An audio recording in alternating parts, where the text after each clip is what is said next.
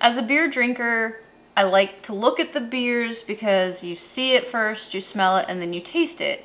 So I was looking in, you're seeing more information on bottles kind of pop up, and what I saw was SRM, and I was like, what is SRM?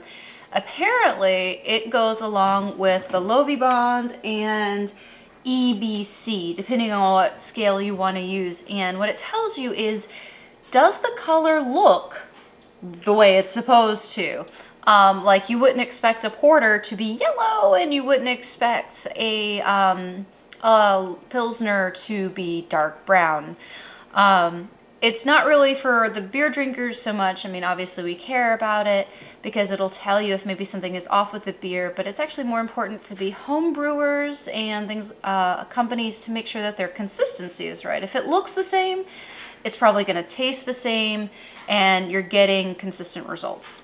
And I thought that was just kind of neat. So color does indeed matter, and they're still working out a perfect way to do it because none of the scales out there are quite right yet.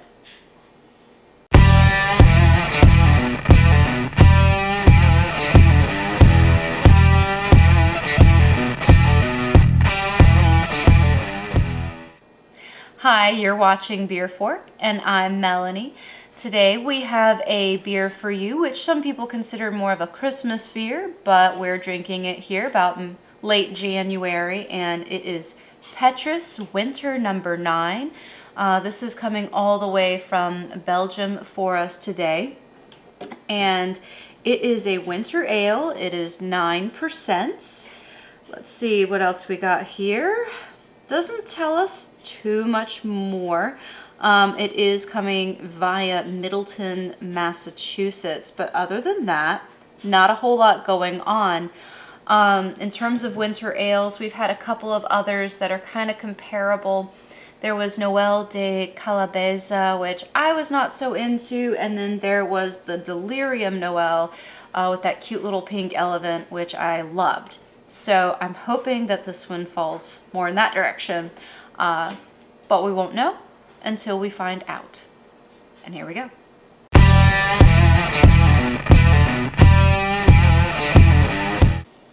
All right, let's see what we got. Now this is a Belgian strong dark ale, so we do kind of know what type of beer it is, obviously by some of the comparisons that we've already tried on the show.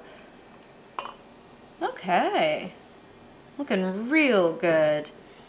So pretty effervescent, like I can hear it actually fizzing up. Nice little bit of head here. I'm liking the color. I'm not sure how. It's definitely ambery, but it's on the hazy side. Like a little bit of light comes through, and it's not from floaties or anything like that. I think it's just from the way the light's deciding to hit it, because I can still see the bubbles that are going through it, so it must not be that hazy. The head kind of dissipated a little bit already, but there's a little bit hanging on for dear life. So let's go ahead and smell it. That smells really good. Dark fruits, plum, a little toward actually a little bit of strawberry even. Raisins, even figs. Like all of your dark fruits are just kind of in there, depending on when you eat them and you know how they go. I want to say maybe a little bit of banana, a little bit of clove. There's a lot in terms of the smell that you're getting. It's very aromatic and it's very pleasant. Like, I'd be happy if this was a candle and I could burn it.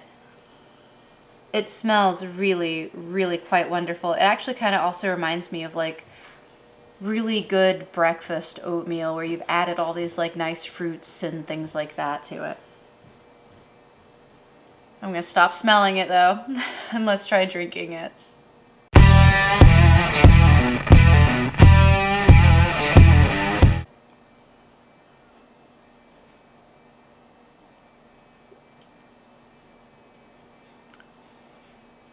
I don't know if I like the way it tastes as much as I like the way it smelled. It has this sort of, my initial thought was dusty thing going on. All the flavors are still there, but they take on this just slight something that I'm not thrilled with.